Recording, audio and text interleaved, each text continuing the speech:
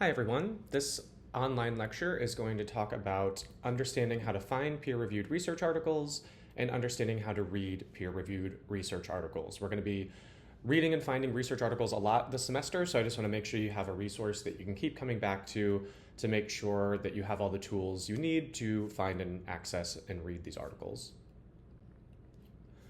So what do we mean when we say peer-reviewed research? Peer-reviewed research is defined as empirical research that other experts have checked for accuracy and quality before it is published in an academic journal. So the important thing here is that we have researchers somewhere in the world, often at universities, who are conducting some kind of research study, be that an experiment or a survey. We'll really be focused on experiments for the purpose of this class. And they've not only done the study, but they've written it up, they've kind of made a document saying what they found, and they've submitted it to journals. And when you submit it to these journals, it then gets peer reviewed by other experts in the field. So somebody that wasn't part of the study is going to take a look at it and essentially sign off and verify that the study was done well and that we can trust the findings. It's a bit more complicated than that, but the important thing is that it isn't just somebody taking what they did and posting it somewhere on the internet. There's actually been some level of verification to say we can really buy into what the study is kind of finding and what their conclusions are. So much better than just finding a blog post, finding a newspaper article, whatever it might be. It suggests that it's kind of met a higher bar in order to be published in these academic journals. And for this class, for one of your major course assignments at least, is the finding and evaluating experiments assignments. So this lecture is going to be super relevant as you complete these assignments throughout the semester. For each time you do these assignments, you'll do them once in the first half of the class and again in the second half of the class. You'll pick a research topic and you'll find an article. You're going to get to pick a research topic that's of interest to you, as long as it's in the kind of field of mass communication and society. The only topics you can't pick, as you'll see on the assignment sheet, are media violence and aggression and social media and well-being. The reason for that being that we're going to really cover those topics in great depth in class. And so the purpose of this assignment is for you to branch out and explore another topic that's of interest to you that we're not necessarily going to have time to cover in class. So the first thing you'll do is try to find a peer-reviewed research article covering an experiment related to your topic of interest.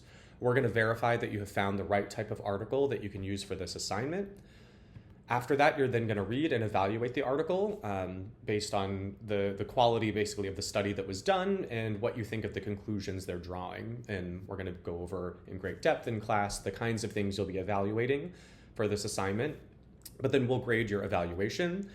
And as I said, you'll complete these tasks twice during the semester, once during the first 7 weeks of the class and again during the final 7 weeks.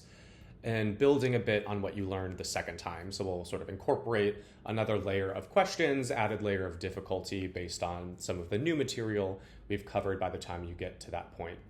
So again, just pointing out here that the tools that we're covering in this particular lecture are going to be supporting you in doing these assignments throughout the semester. So important to watch this video now and then revisit it as needed as you're completing these assignments. So where are you going to find research articles? There's a lot of places you could go, but I'm going to recommend where I often start when I'm researching a new topic, which is this website called Google Scholar. So it's essentially just Google, but for academic research. So it's a really great and flexible tool that is going to help you find the titles of relevant articles that you might want to look up then through the OSU library. But starting with Google Scholar, I generally find is a bit easier than just going straight to the OSU library. The way that Google Scholar is kind of collating these things and finding these things and the flexibility it allows you and the search terms you're putting in is just a little bit more user-friendly, especially if you're just used to using Google, regular Google, in your everyday life. So what you'll want to do is log on to this website. You can click this link or just Google Scholar and it'll come up. And what you're going to do is type in the keywords of interest for the kind of study, the kind of article that you're looking for. So your assignment sheet is going to give you some more details about this. But once you've picked your topic, and here I'm going to use the topic of violent media and aggression. Again, we're covering this topic a lot in class, so you can't use this particular one for your assignment, but we'll use it here as an example. And so you'd want to type in some version of your keywords of interest, your independent variable and your dependent variable. So in this case, I'm saying violent television is my independent variable and aggression is my dependent variable. And then also a keyword for the method of interest. And so the first time you do this assignment this semester, we're going to be focused pretty narrowly on randomized lab experiments. And so typing in something like lab experiment would be helpful here for this first assignment. Later in the semester, we'll branch out to some other kinds of experiments, including field experiments, natural experiments, and quasi-experiments. But for now, we're going to try violent television, aggression, lab experiments, combination of keywords that's going to help me start to find peer-reviewed academic research with this combination of topics included. All right, and then what you're going to do, basically the next page is going to populate a list of potential articles that Google Scholar thinks you might be interested in looking at. And all you're going to really do here is skim the titles and the brief kind of excerpts that the website is showing you to try and see if any of these sound like they might be relevant for us. So I'll just kind of walk you through some of the keywords that I'm noticing as I'm looking through this and trying to decide, which one do I want to click on to get more information. As you get started doing this, it's going to be a bit of trial and error. It's okay if you just click on each one and read the abstract on the next page. But I would do your best to kind of skim through the titles and try to make some judgments before you're clicking on them to see if they're going to be relevant or not. So one thing I'm noticing about these first two studies is that the titles both mention the term meta-analysis, which we will talk a little bit about this later in the semester. But a meta-analysis is a different kind of study that's not in itself an experiment. It's going to include some experiments in the meta-analysis it's conducting, but it's not actually reporting the results of an experiment. So in this case, I'm going to skip past these because it sounds like it's not quite the kind of study I'm looking for. These are meta-analyses. I'm looking for some experiments. The next two I'm noticing sound more like they're just what we would call literature reviews. So the first one, Mass Media Effects on Violent Behavior. I can see below the title, it names the title of the journal, which is Annual Review of Psychology. That's probably just a paper that's kind of summarizing existing research rather than reporting the results of its own study. And then the next one sounds like it could be okay, but what I'm noticing is that it's kind of old. So I can see the date there is 1995, and I might feel like I would prefer something that's a little more recent. That's up to you. It sort of depends on how old the topic you are that you're looking at. But I'm going to keep looking. And I'm really going to narrow then onto this last one because it has a term in the title that is super relevant for what I'm looking for. It actually says unexperiment. So hypermasculinity, aggression, and television violence. Unexperiment. 2005, still kind of old, but it's at least sounding more like this is going to address the assignment requirements, that it's got my IV, it's got my DV, and it's got the method that I'm looking for, an experiment. So what I would then do is just click on this title if you're logged into this on campus, or if you're on a library computer on campus, you might even be able to click the PDF right there to the right of the screen. But I'll show you the kind of more detailed process if you're not on campus or not logged into the library that you'll have to follow. So I would click the title here. And then what it should do is bring you to the website for the journal, and it's going to show you the abstract of the paper. So it's going to show you, again, the title, it's going to have the author, and then towards somewhere near the top of the page, it's going to have the abstract. And the abstract is basically just a really short summary of what they did in the study. It's usually around 150 to 200 words, and it's going to give you really just the most critical details you need to make a judgment of, does this sound like a paper that's relevant for me or does it not? And so I'm already assuming that this is going to be an experiment just from the title. Thankfully, it's got that in the title. It's not always going to have that in the title, though. And so if you're still trying to figure out if it's an experiment once you've opened the abstract, you're again just looking for that term somewhere in the abstract. Thankfully, this one starts with it right at the beginning. This experiment tests the role of blah, blah, blah, blah, blah. And then the other cues that you'll see in here to know whether or not it is an experiment is that generally they're going to be randomly assigning participants to different kinds of media exposure groups. In this case, they have a violent and hypermasculine television program, a violence-only program, or a control program.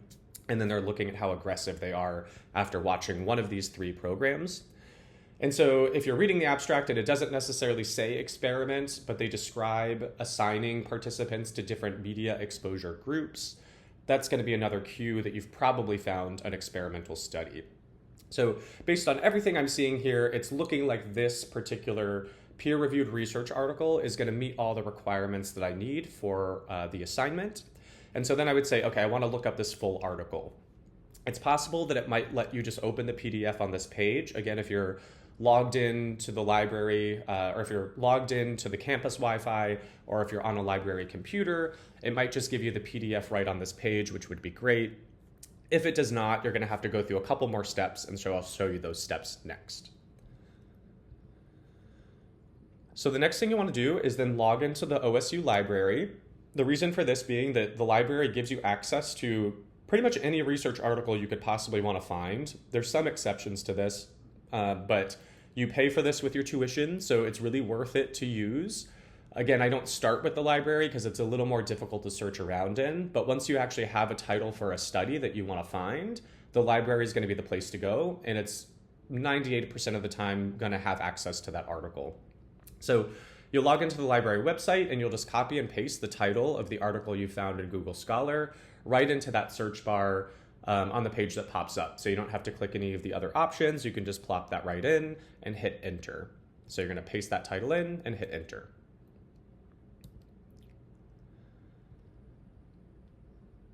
And then what you're going to want to do is try and locate the article PDF. The website for the library, I've noticed over the past 6 or so months, has been changing kind of every time I open it and check. So the sequence of steps that happens next is going to kind of vary depending on what kind of article you're looking for, what journal that it appears in, and what sort of versions are available through the OSU library. The key thing you're looking for is just somewhere you want to say click PDF. If the Get PDF button isn't there, the Available Online button will also do. But you just want to start clicking some of these options and keep going until you've actually found the PDF. So anything that's suggesting View Online, Available Online, or Get PDF, kind of follow those links. And eventually, if you keep clicking through, it's going to give you access to that full article. You just might have to click through 3 or 4 pages before you get there. Again, it just depends on what particular article you're looking for and what journal it's in. If you do have trouble with this step, if you email me the title of your paper, I can help you find it. So if you're getting lost or stuck here, please let me know. You might just happen to have found a tricky article. Or alternatively, you can go back to Google Scholar, find a different one, and try searching for that title instead. It might be a little easier to access. So assuming that you were successful in then finding the PDF, you're now going to have access to the full text of the article, not just the summary. So previously, when I clicked on this in Google Scholar, it was just letting me read the abstract. Now I actually have a PDF version of the full paper. So I can actually see what the published version looked like. It's still going to start with the abstract at the top, but I'm now going to be able to read the entire paper. And this is important because the kinds of questions that you're going to need to answer for this particular assignment can only be answered when you can access the full text of the paper. So that's why we're going to first verify that you're able to find the article, and then you're going to spend some time evaluating that article.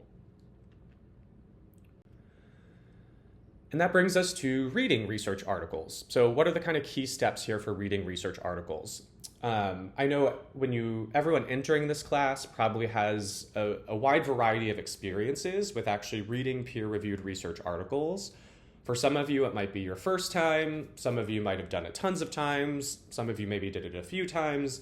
And so I just always like to give a brief summary at the beginning of the class, with the steps that I kind of take for thinking about research articles, and particularly how you should think about and read research articles for this class. Because depending on what the class is emphasizing is going to change a little bit how you approach reading these articles. So I want to give you the steps that I would suggest, that I would recommend for reading articles for this particular class. So you're going to start, as we already have, with reading the abstract. That's going to be a short summary of the article. The next section, which we'll go over, is what we call the literature review. After that is the method. After that is the results. After that is the discussion. I have method highlighted in red here because the method is really where we're going to be spending the bulk of our time here in this class.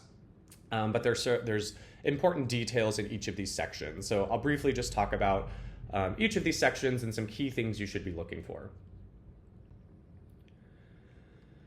So the literature review is sometimes called the introduction of the paper. It's going to provide you some nice background and context for the study or the experiment that was done. It's going to tell you about previous research, what they have found, what the open questions or limitations are of that prior work. It's going to go over any relevant theories, which we'll talk about in the coming weeks.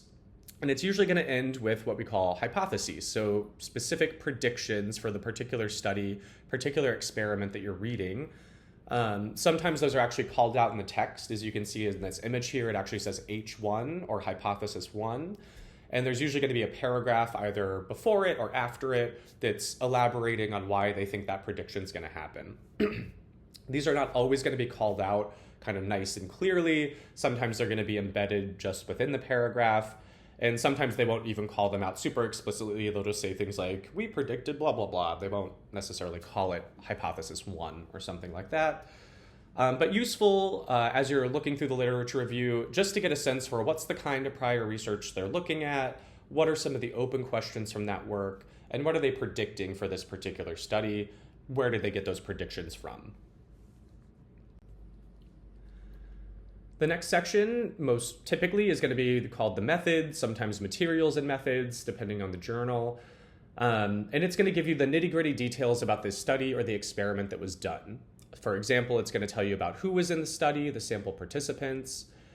For the paper, if we're reading papers about experiments, it's going to tell you about the experimental groups, specifically what kinds of media were people watching or playing or looking at or texting, whatever the media might be. What were the different groups people were assigned to experience in this study? What were the measures? So what responses to that media were assessed? Was it thoughts? Was it feelings? Was it behavior? Which we'll cover more in the coming weeks in class. And again, this class focuses really heavily on methods because we're learning how to evaluate evidence. We want to know, how are people actually supporting the claims that they're making about media effects? What evidence do we have that media does or does not have these effects? And should we basically trust those findings? Should we trust those results? What are the limitations of those results? How could the study have been done differently? So those are the main questions we'll be grappling with this semester, which is why understanding the methods is really, really important. And I also find, the methods are a bit more interesting than a lot of the rest of the paper. You're actually getting to see how these things are tested and investigated in real life. And you can almost put yourself in the shoes of a participant and imagine what you would be like participating in this kind of study. So I think it's kind of fun to read. I think it's fun to talk about and critique and evaluate, which we'll do a ton of during lecture and class. And so get used to digging into these methods and making as much sense of them as you can. Following the methods, you're going to get to the results section, which is going to look a little scary, look a little spooky if you're not familiar or super comfortable with statistics, because it's going to report all the statistical analyses to essentially test the hypotheses that the researchers predicted before conducting the study. The important thing here is that you can really skim the section, don't get stuck on minor details. If you haven't taken a stats class recently, or you've only taken an introductory one and not a more advanced one, there's going to be a lot of stuff in here that is just unfamiliar that you're not going to understand. And the important thing is, for this class, you don't really have to. Again, we're more interested in how they were doing the study and what was done, and what are the potential limitations of those approaches. But what you should do is a little easier than actually just reading the text of the results, is that anytime they're reporting graphs or figures, take a look at those and try to make some sense of them. So I just have an excerpt from this particular paper. The interesting thing here is that they had these 3 different media exposure groups. So they were watching either the TV show Seventh Heaven, TV show Buffy the Vampire Slayer, or the TV show The Sopranos. And then they were measuring a bunch of different outcomes before and after. So time 1, before they watched the media, time 2, after they watched the media. And I'd have to look at the measures to understand better what are these numbers actually reporting. We'll talk a bit about this in class. But I can really start to see some patterns and make some sense of the findings just by looking at these nice summary tables, summary figures. I can start to look at, well, what were they like before they watched the media? who increased or decreased on these outcomes after they watched the media, and so forth. And usually when researchers are putting things in tables and figures, it's because there's most often a kind of nice, easy takeaway message that you could glean from looking at that information. And so you can skim the results for the most part, but do try to take a look at some of these tables and figures because they can really help with your understanding of what happened in that study, even if you're not getting the nitty-gritty details of, statistical significance and comparisons between groups and correlations and whatever else they might be looking at. All right, and then finally is going to be the discussion section of the paper where they're going to summarize, again, the method and the results and what they found, and they're going to put the key findings into simpler terms. And often at the very end of the discussion, they're going to have just a one-paragraph summary of conclusions of the key takeaways from the study. And so it's good to kind of look through the discussion, look at these key conclusions, and see if, based on your reading of the method, do you feel that the conclusions they're making are well supported? Do you think they're overstating what the study found? Or do you think they have provided a pretty accurate summary of what was happening in that study? And we'll learn a lot of tools for doing this throughout this semester.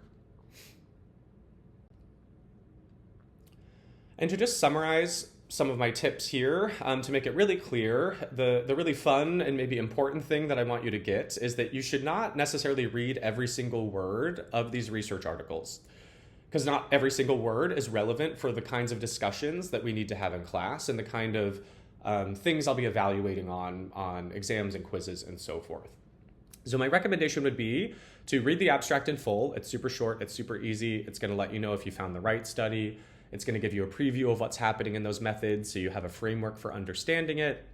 But then after that, you can kind of skim the lit review, try to pick up on the major theories they're using, the limitations of prior research they're addressing, and what their predictions are. But you can do that relatively quickly. And sometimes, honestly, the lit review is super long, and you don't necessarily need to read every single word. Just looking for those open questions and what their predictions are for this particular study. I would then read the method very carefully. Again, we're going to be really digging into methods this semester, and so it's important to glean as much as you can from that method section. You can then skim the results, except for graphs and figures, which I recommend taking a look at more closely. Then read the discussion. I would read the discussion fairly closely because it does a good job of just summarizing everything that was done in the study. If you're going to spend your time somewhere between the lit review and the discussion, I would say more time in the discussion than in the lit review.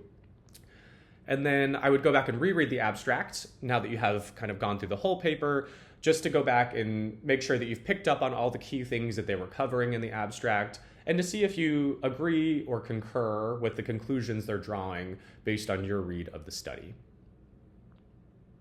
So importantly, you don't have to read every single word. Do not read every single word, especially when we get to some of the longer articles later in the semester. So try to put these skills to use as best as you can. And you'll have an opportunity this week to do so. So we have our first assigned peer-reviewed research article, which is an older study by our man Albert Bandura, looking at imitation of media violence or media aggression in the laboratory space with kids. So this is what we'd call one of these classic studies on aggressive modeling. I want you to take a look at the study, try to apply some of the skills we were talking about in this lecture of, skimming the lit review, making sure you get some key points, digging into the method, skimming the results, making sure you get through the discussion. Try your best to apply these skills to this particular reading.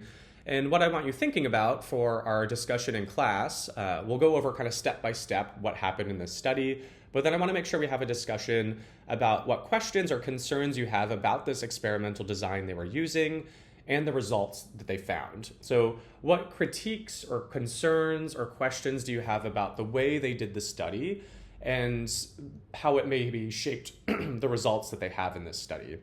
So there's plenty of things to critique about this particular study. All of the older studies we'll read often have lots of critiques we could apply. And so I want to hear your thoughts about how you feel about this design. If you were to do this study today, would you do it the same way? How would you do it differently? So really curious to get your thoughts. And if you run into any issues applying some of the skills we've talked about to reading an article, I want to hear about those as well. All right, and so that's our first online lecture here. If you got these points, understanding how to find peer-reviewed research articles and understanding how to read peer-reviewed research articles, you are in good shape. We're going to get tons of practice with this semester, so make sure that you've got these points so that you're ready to go as we start diving into research. And have fun.